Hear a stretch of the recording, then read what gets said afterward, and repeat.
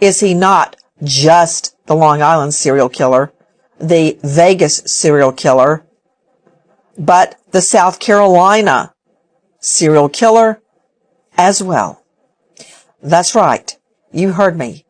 As we predicted right here, connections at this hour being made, being efforted between Rex Heuermann, the suspected Long Island serial killer, and many other women, including a beautiful young mom out of South Carolina. I believe this is the tip of the iceberg. I'm Nancy Grace. This is Crime Stories. Thank you for being with us here at Fox Nation and Sirius XM 111. First of all, take a listen to this. The Chester County Sheriff's Office was requested by the Gilgo Beach Task Force to assist in gathering evidence. Now, Sumter County investigators have received a visit from Heidi Kovis, a woman who recently told the daughter of missing Julia Ann Bean to Google a photo of Rex Heuermann. She knew him right away.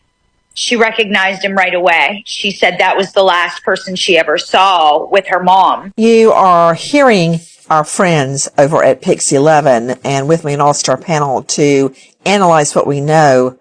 But joining me right now is a special guest. The lady whose voice you just heard, Heidi Kovis, is joining us out of South Carolina, who is a very dear friend of the missing mom, Julia Ann Bean. Julie for short. Heidi, thank you for being with us. Thank you so much, Nancy. Julie, thanks you. For kids, thank you. Really. Miss Kovis, I really don't deserve that, but thank you for saying that. I had a horrible feeling when I learned that Rex Heuermann had not one but 2 timeshares out in Vegas at the time. Multiple women went missing, women that had advertised as escorts online, like the Long Island serial killing victims. And there's not just 4 there. There's many more. There's 5 in Vegas we're looking at. And now, Julie. Heuermann and his brother have a compound in South Carolina. When you look at it, it's, covered in signs stating only enter with a warrant, no trespassing.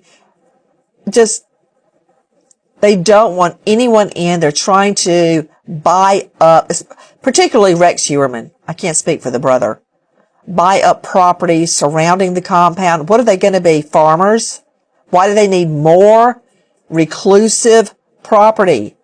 And when I found out that Avalanche that is no longer being manufactured was sold by Heuermann and was down at the brother's property, I mean, I knew right then. When I found out there was a compound down there he visited, we're going to find bodies.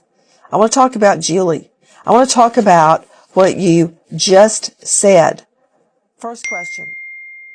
How is Julie's daughter taking the revelation that her mother's disappearance could be connected to Rex Heuermann? I think she's having a combination of feelings. At first, she was shocked. She was sick. And then she was dealing with guilt and shame. And I think all 3 of her children are just like, wow, it's a lot. And it's real, you know, like, it's real. This guy's getting all these cool little nicknames. He's getting all this, you know, publicity on TV. And when Julie went missing, she got nothing. Nobody even knew her name. 6 years later, people are just now learning her name. There's also the issue of no finality. I mean, Julie Ann Bean was last seen in the Red Bay Road area in Sumter, South Carolina, in a truck with an unidentified man. That was in June of 2017.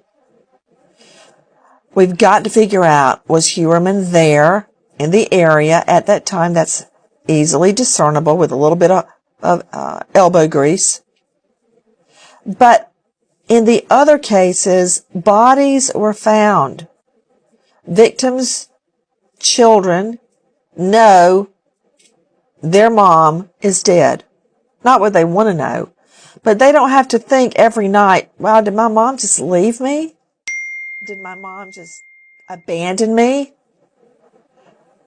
Julie's daughter has no finality at all. And that's why I'm here, because you and Cheryl McCullum, like, I listen to you guys. You guys, you're brilliant. I love your spice, Nancy. I love the way you put people in their places, and you do it with such class and tact. And I don't want to be anywhere else but right here with you for Julie. Thank you so much. Like, I'm so grateful to speak with you. The lack of finality. It's my understanding that Julie's daughter can absolutely identify Rex Heuermann as being the man last seen with her mother. Tell me about that, Heidi.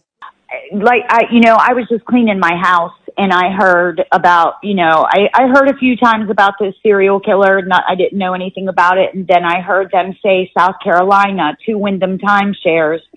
I sat down, I grabbed my phone, I started Googling deeds and properties, and I came across Craig Heuermann in Chester, South Carolina, mapped it out. It's 103 miles from Julie, saw the victims across the screen. They looked just like her, called the police and wouldn't stop. Then I called Cam, and I told her to look at this and look it up, and she was mortified, to say the least. Guys, speaking of the striking physical similarities, and the reason this is important is because very often a serial killer, will pick out victims that look alike. Not for the sake of them looking alike, but that is the type of person he hunts. They become his victims. It's really startling if you look at Bundy's victims. Many of them look like they could be sisters. Take a listen to our cut 193, our friends at Pix 11. Heidi Kovis recently saw photos of the Gilgo Four, the murder victims tied to Rex Heuermann. He's charged with killing 3 of them. They look like Julia. They look just like Julia. The blonde hair, the green eyes, the petite. When Pix 11 News searched for information about escorts in Sumter County, we found one site called Sex Girls in Sumter. Joining me right now is Kristen Thorne, investigative reporter, WABC Channel 7 Eyewitness News, and star of Hulu's true crime show Missing. Kristen, thank you for being with us. Describe the similarities, if you can, between Julia Ann Bean, and the Long Island serial killer's other victims, who I might add are strikingly similar to the Vegas victims. Yeah, Nancy. Hey, Heidi, can I ask you a question? How tall was Julia? It says 5'6" on that flyer, but I'm going to say 5'4", 5'5". She wasn't much taller than me, and I'm 5'1". So what we know about the other victims is 3 of the 4 of them were below 5 feet, but one of the victims was about 5'6", and they do all have the same profile, Nancy. This is small, white, petite, blonde, young women who were involved in sex work.